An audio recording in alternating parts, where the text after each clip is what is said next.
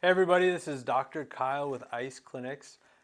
Today we're going to bring you our next segment in Ask the Docs. As we've discussed here these last couple weeks, we have our own in-house patients leaving questions for us, and we try and answer them as best we can on the fly. This one comes from Annette S, and she simply asks us about bag checks with purses, how it affects our backs. So I think this is a good question because it covers lots of subjects in regards to our overall back health. But one of the biggest things that I find with purses, with bags, is how it messes with our center of gravity. And if you have a habit of always carrying it on the same side or in a certain position, this can really play into how it affects your muscle memory, which can set you up for different injuries and aches and pains. So with Miss Tanisa, we're going to use her as a model today.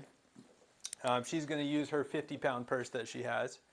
And we were just talking about how she naturally carries it on her left side. And her tendency is to kind of counterbalance that weight by lifting away. So very simply, from your guys' angle, if you were to draw a straight line down her, you can see that her left hip would be jutting this way slightly. Her torso would be bent this way. And then her head is kind of following suit as well. So from an efficiency standpoint, her center of gravity is way off. And Tanisa, is this something that you do all the time with your purse? I try not to carry my purse. Okay. It's too heavy.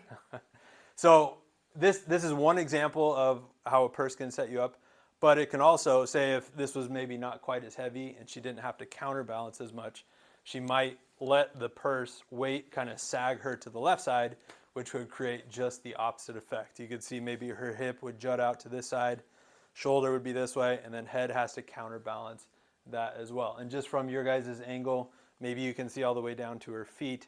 That would even affect how she's putting weight into her feet. So a very simple suggestion that I'd have, ladies especially if you're watching this, try and be more intentful about how you carry your purse. Don't let it dictate your weight just by the position that you're holding. Try and put, just like Tanisa's doing, she's got her thumb under it. She's trying to engage the shoulder, kind of pinching the shoulder blades together and being more intentful about how she's maintaining that purse. And then obviously the other thing you could simply do is just switch it to the other side. So if this is you watching the video, try and break your habit, try and balance it out. This could go a long ways as far as keeping that center of gravity more flush and help prevent some of those back injuries.